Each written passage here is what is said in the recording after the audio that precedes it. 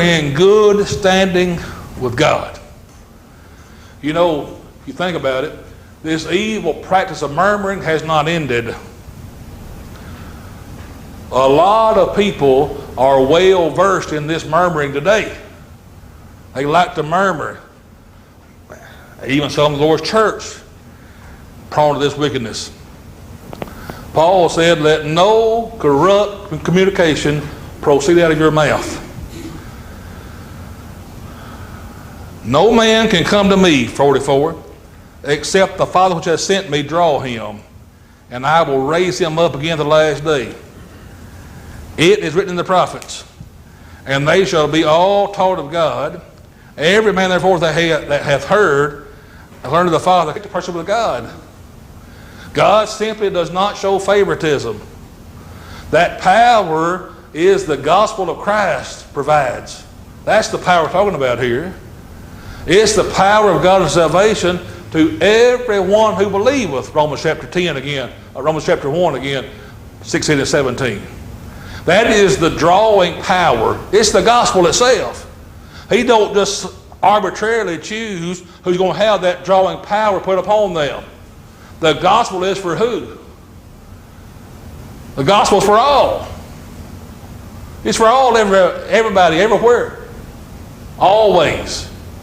And so that gospel is that drawing power to draw people to who? All people everywhere are invited. The majority is unwilling to be drawn. You know, in the parable of the sower, 3/4 of the seed sown did not bring forth fruit. 3/4 of the seed sown did not bring forth fruit. Only the seed that fell upon the good ground was productive. We said a while ago that many people that object. The power of your arm keeps it from being drawn away from you. As long as a sinner's hard heart will not believe and obey the gospel, that impervious heart repels the drawing power of the gospel. But those people who have been taught by the Father, they have learned, and therefore they come to Christ.